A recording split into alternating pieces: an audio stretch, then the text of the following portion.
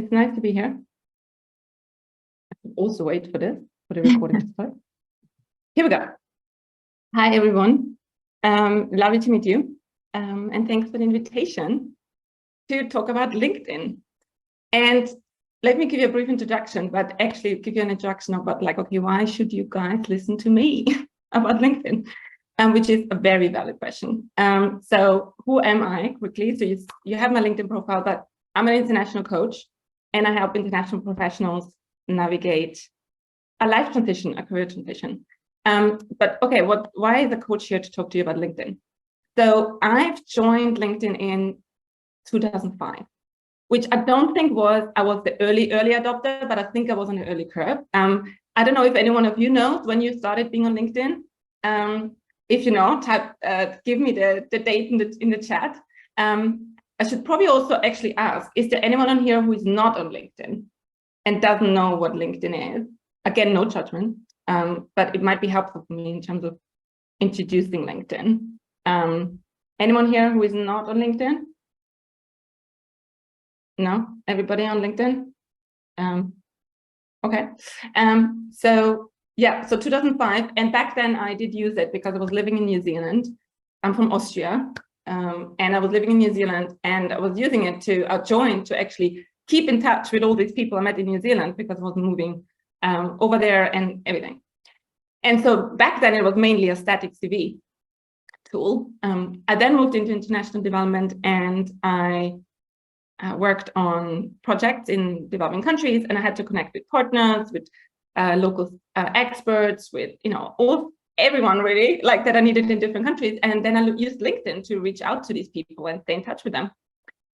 And then just more recently in 2019, I started changing from being a full-time employed to being self-employed. And that's since then I use LinkedIn as basically, which I will talk to you later, my shop window, like finding my clients. So I've really been through that transition, and I want to talk to you about LinkedIn today and how you can benefit from LinkedIn. So what are we going to talk to today about? So I'm going to I will aim to speak for 20 minutes. I can speak pretty fast, I should warn you. So maybe Dina or Tammy, if you can tell me if I'm like going too quick, just tell me. I'm one of those people.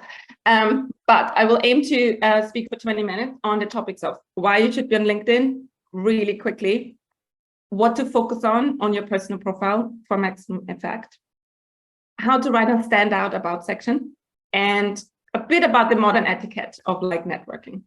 But the main part really, that's why I want to speak briefly, is to take some Q&As and answer some questions. So I think the best way is, because there's going to be a lot of content that I'm going to go through in probably relatively quick succession. If you have a question, if a question pops up in your head about a specific thing or a specific slide, maybe just pop the question in the chat so you don't forget. And we can come back to as many as we can later. So take a note or put them in the chat, and we're going to facilitate that later on. So I will not try to look at the chat, otherwise I'm going to be distracted. So why be on LinkedIn? Well, LinkedIn has 850 million members. And that was the last time I checked, which I think would have been early this year.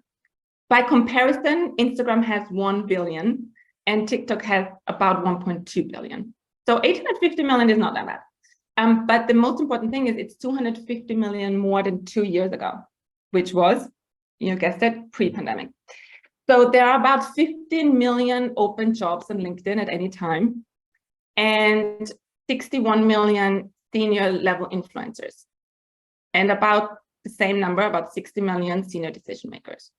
So it is the #1 professional networking platform. So from a job seeking professional career standpoint, it's a good platform to be on to raise your professional profile. Why be on LinkedIn?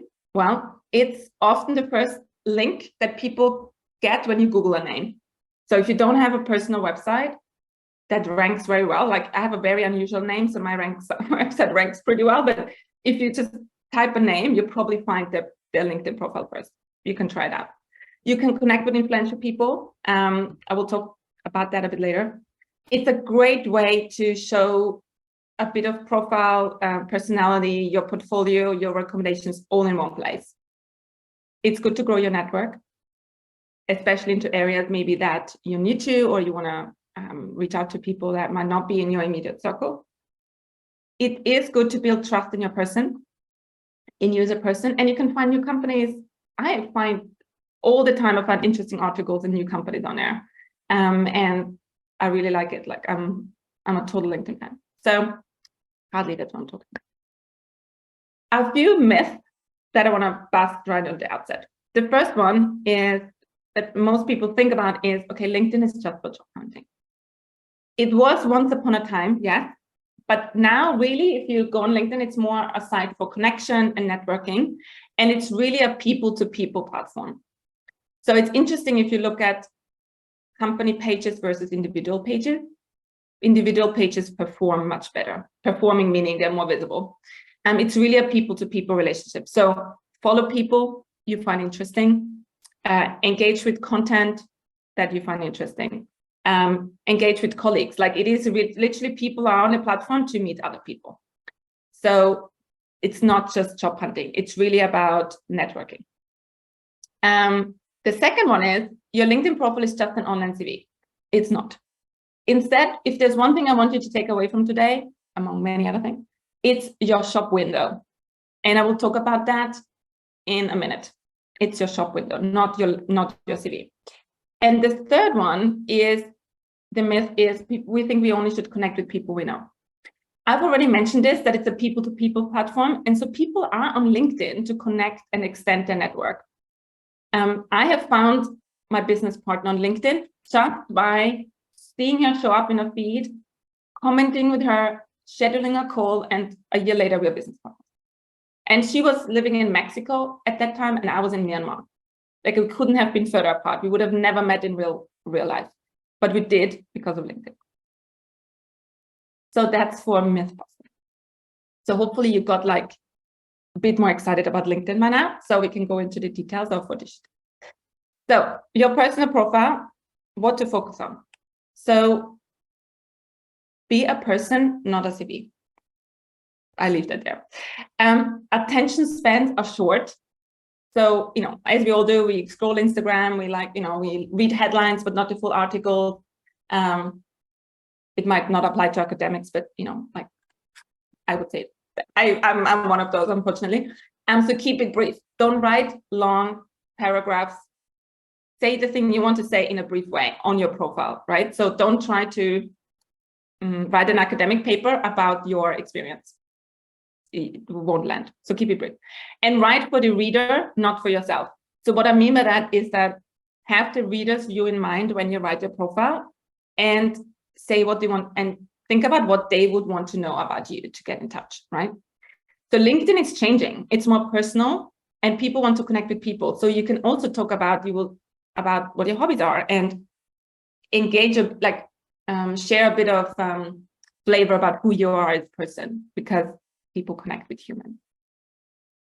But before you start writing, I want you to clarify, what is your goal on LinkedIn? Who are you trying to connect with on LinkedIn right now? Are you on LinkedIn because you want to find a job? Are you on LinkedIn because you want to establish yourself as a thought leader in a specific field? So you want to become known as an expert on a very specific topic. This is really important to clarify, right?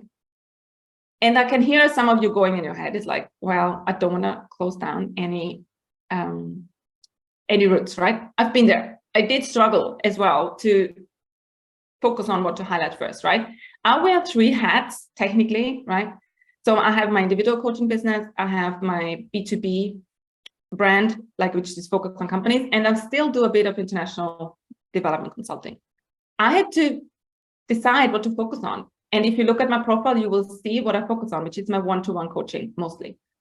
It's possible. You just need to decide what's your main focus. And in 6 months' time, in a year's time, you can change it. No one remembers. I trust you. No one remembers. So it's really important to clarify what your goal is. And then based on that, you're going to do everything else. So what's the first thing you should do is your profile. And that's your shop window. And why I'm saying this is who do you want to attract to your shop? Like, who should read your profile? Like, who should even click on your profile? Is it like a specific decision maker from a company where you want a job? Is it partners that you want to attract because you're looking for funds for a research paper? I'm coming up with ideas here. Or in my case, clients that might work with me. Who you want to attract into your shop? For those people, you need to write your headline. I'm gonna show you what all of this is. Don't worry. Your headline, your introduction section, and your about section. These are kind of the most important bits first. And I will show you in a minute what these are. The second question you should ask them, what action do you want them to take? Right? So do you want them to contact you on LinkedIn? Like write your message? Do you want them to go to your website to read an article? Do you want them to, I don't know, go to your company's website to book a sales call? I don't know, right? What action do you want them to take? So be very clear what the one action is that you want them to take. And the third thing is, what do they need to know when they look at your profile to trust you that they're gonna take that action? So that's where the other sections comes in, your experience section, your recommendations, also what you post. If you post anything, what you post. So think about that, it's a shop window. How I'm doing with speaking really quickly. Am I right? Slow down. Okay. Sorry, guys. At least you have the recording so you can listen to it again afterwards. So headline, intro, about section. Headline. It's visible everywhere. So if you see the right side, it's basically a post I did.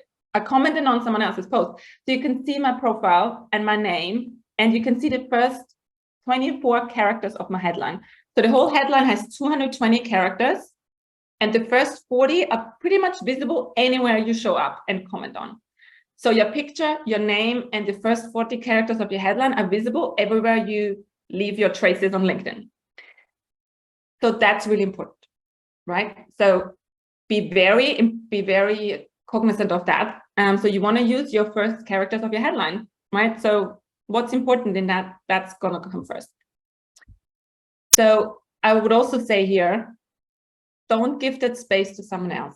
Like, I see this a lot that like, okay, I'm a sales representative at this company. So you give your prime real estate space to your company. I mean, it's your choice, but I wouldn't do that. I would give it to myself, right? So what do you want to highlight? Who you are, like a experienced 10 plus years experience sales rep. I don't know. Like whatever it is that you might want to be known for, that should be there. That's what I would say to the headline. So headline is really important. And the headline, for people who don't know what this is, sorry, this is really, hopefully this is big enough. So the headline is below your name. So you see my name here, and below your name is the 220 characters headline. So if you don't have one yet, or if you basically, I think the default headline is something like your job title or something, you want to go and write a headline with some keywords. So when people go to your profile, this is what they will always look first. And this is what they will look at and decide, do I want to scroll down or do I want to go to someone else?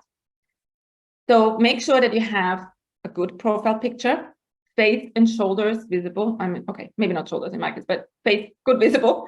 I read a statistics about this, that the average LinkedIn profile for men is 2 years and for women is 5 years old. I would say that men do pretty well with a 2-year-old picture. 5 years, maybe we might want to update.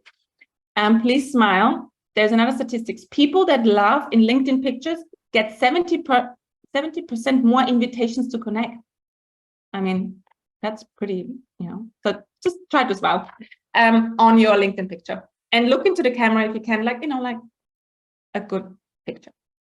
Name pronunciation, like you see my pronouns here. Next to it is people who smile in LinkedIn get 77% more requests for connecting. Yes, thanks for that. 77, not 70. Okay. Where was I? Pronunciation, name pronunciation. If you have a weird name like I do, it probably helps if you record your name, which you can do on LinkedIn. And it's only 10 seconds long. So have a listen to mine. You basically say, this is my name, right? So people can know how to pronounce your name. Then the 120 characters headline, which is the thing that shows up at the end. And think about informative and intriguing. So you want to optimize for keywords here, right? So if you are an monitoring and evaluation consultant, that's probably a word that should go there. If you are, I don't know, like maybe put it in the chat what your keywords would be if you know, because then I get a bit of an idea. And what would be the keyword? Let's do some fun here. What would be the keywords from your expertise that you would put into your headline? Let's do some brain running. So mine, for example, would be coaching. What other keywords could you include in your headline?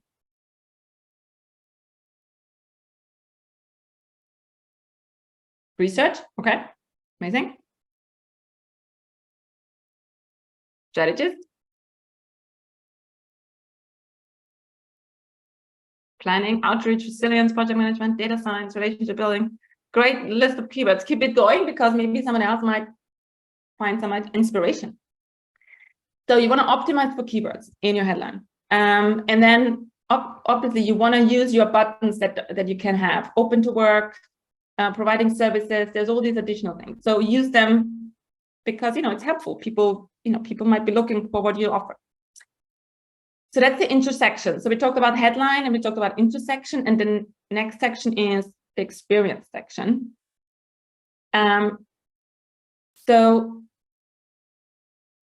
people think that the next section that people look at is the about section, but I've read somewhere that actually people scroll from the intro directly to the experience section.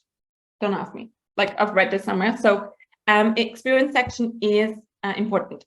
And again, I said this before, don't just put your CV. Optimize for what you want to show on and achieve on LinkedIn. So only share relevant experience for what you want to achieve, right? I'm pretty sure that we have lots of different audiences listening here in terms of the way your experience has been built, you know, whether you're freelancing or you're been at university or you are full-time employed. Optimize for what you want to show in the future, right? So if you're freelancing, for example, and you have a lot of different projects, you could give big client projects your own entry, or you can summarize them if they become less important. So in my case, this was an old version of my LinkedIn. I've given UNDP, which was a contract that I had, its own entry, because it shows up as like, I work for UNDP, people can recognize it. And so that was important for me to give it an own entry, right? But it's less important now that I'm a coach, right? So I might change that over, or I might leave it if I think I want to attract people from UNDP. So it's really about thinking what's relevant to the reader, right? Which experience does the reader want to see? So think about what's really relevant and remove things that are really old, obviously, right? It's a bit like, yeah, don't include your high school job, whatever, if it's not relevant. You can create your own company page for freelance projects. So if you have your own company, you can create your own company page. I'm not going to go into that here because we don't have the space. It's not a must. And I would also say, because it's a people-to-people platform, company pages perform not as well. So I would say if you want to start on LinkedIn, focus on your personal profile, because people connect with people. And you can pretty much achieve anything with your personal profile. You don't need a company page. Like if you are a single self-employed individual. And yeah, of course, if you have won awards, like if you've done your PhD, or for example, you could give your PhD its own entry in your experience section. There's no one saying include your PhD in the education section. If your PhD is critical for you to gain your next job or gain the job that you want to have, make it an experience section entry, right? So play around with that experience section. Don't limit yourself to what's on a CV. That's what I would say on this one. Next one, recommendations. So this is the last thing of the profile I'm covered. So I've covered the introduction section, most important. We will cover the about section as a separate one. I've covered the experience section, and now I'm covering the recommendations, which are worth gold. Right? So think about it like your Google review on your profile. It's literally worth gold, right? So you want to request recommendations from people that have worked with you or that have been on projects with you. And that doesn't have to be a client. It could be a former boss, it could be a colleague, team member, a peer. Like you really want to think vertical and horizontal in terms of who the people are that you ask. People who worked for you, because if something shows up there, it automatically creates trust. It does. Like people might not even read what's there, but they see that you have 2 recommendations and they go, well, that's a person I can trust. It's weird how we work, but that's how we work. So if you work in a company, it could be things like big client projects. You could, dealing with big client projects. It might be a project management. Think about what's in relation to the thing you want to achieve and who can you ask? Like write down 3 people right now that you've worked with or that you think you could ask to write a recommendation for you on LinkedIn. That could be your first task. 3 people. Don't worry, just ask. Most of them will probably do it because they know you. So I'm looking at time. I think I'm doing okay. Let's go to your about section. How to write a standout about section. So we've covered the profile, but we've not talked about the about section. So I hope everybody knows what the about section is. It's that section that shows up in really, I'll show you in a minute, but it shows up in really tiny and you have to click read more to read the whole thing. And if you are on LinkedIn a while, you will see that about sections differ like by miles. Like they might be 2 paragraphs long or they might be 3,000 characters long. Like it's the variety is as big as the jungle is. So what I want to say about this is, again, it's your shop window. What is important, right? Please don't tell us your whole life story. If it's not relevant, don't tell me your whole life story. The second I want to say is speak in the first person. Like, please don't write. Simone is an experienced international consultant doing X, right? Write in the I form. I am, I'm doing this.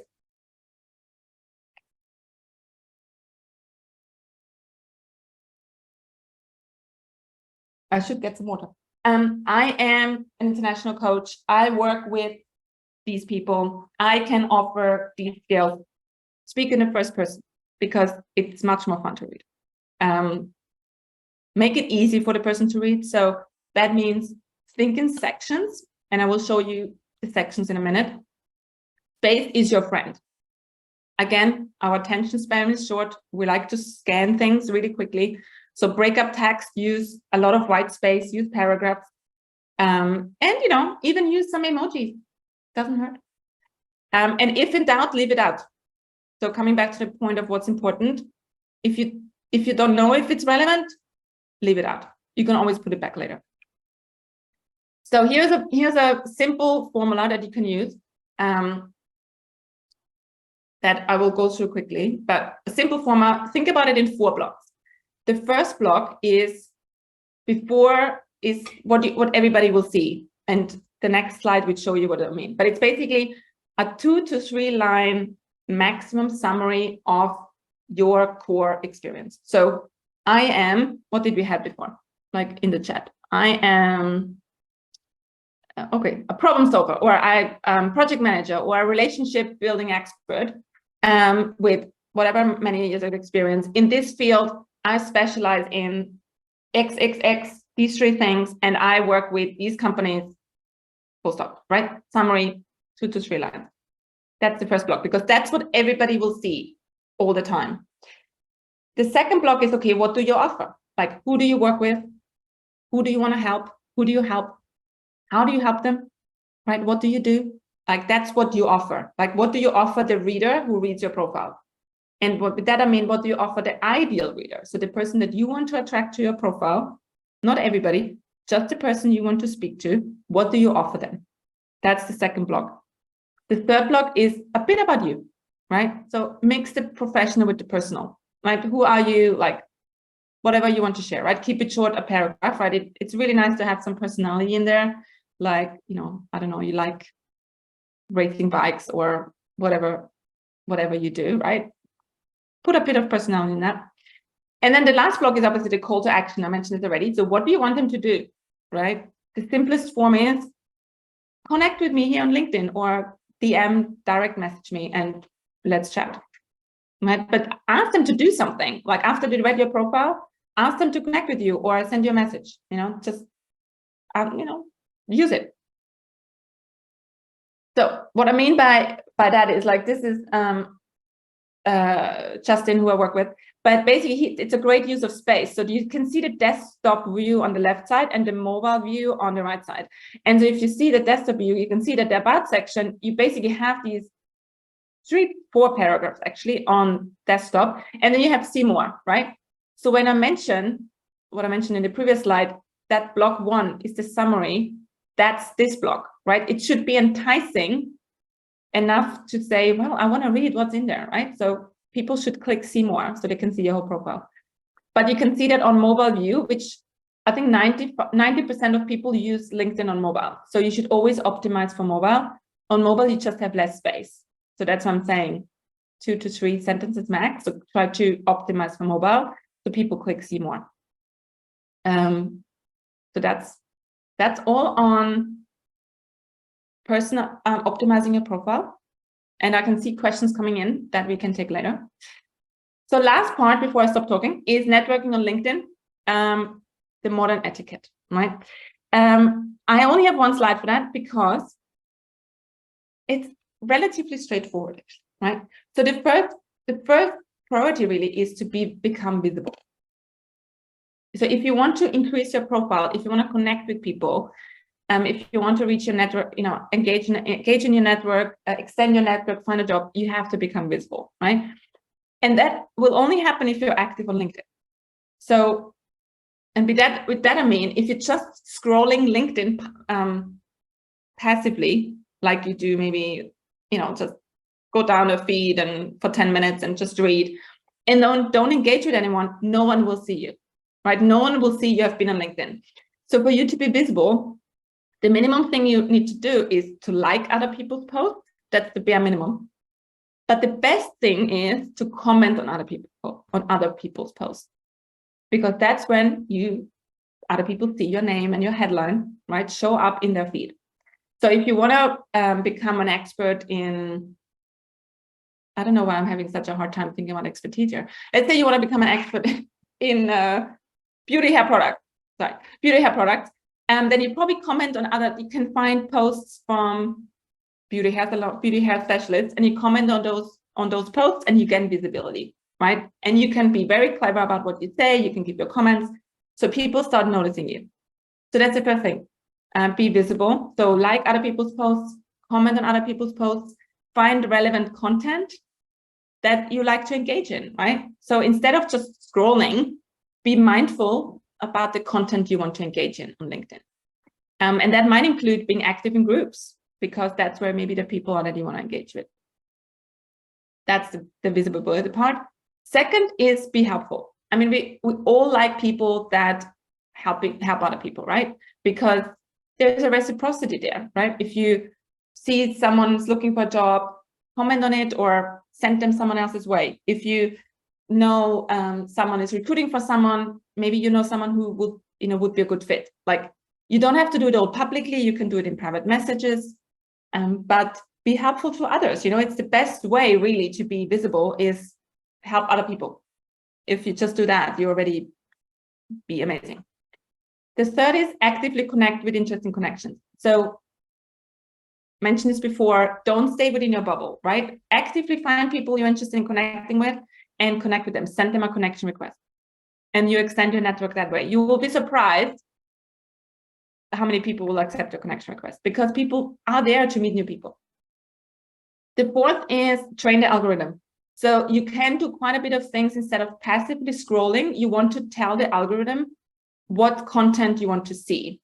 And if we have time, maybe I can show that later. But basically, if you go through your feed, every post has 3 dots on the top right corner. And you can go there and say, click on it, you will find some options, and you can say, well, I don't want to see that content. I don't want to see content in French because I don't understand French. So I click on it and say, I don't want to see that content. Or you don't want to see content of people talking about selling cars, if you have that in your feed, and you say, don't want to see that content. So you can train your algorithm to show you content that you like to see. It will take a few weeks for the algorithm to adjust, but it is quick. Like, you will be surprised how quick it is. So you don't have to be at the mercy of what LinkedIn sends your way. And the fifth, but only the fifth option is post original content, meaning posting your own thoughts on LinkedIn. It's literally the last thing I recommend people that want to start on LinkedIn, because you don't have to do that at all, right? It's a misnomer. If you can just be visible and find your job and find the next opportunity by commenting and connecting with people and writing private messages. You don't have to become a content creator, as they call it. That's why I put it as the last one, because people always think they need to post, but I personally think you don't. And I think, yes, that's the end of my slideshow. And I feel like I've talked for 20 minutes and I should stop and breathe. So yeah.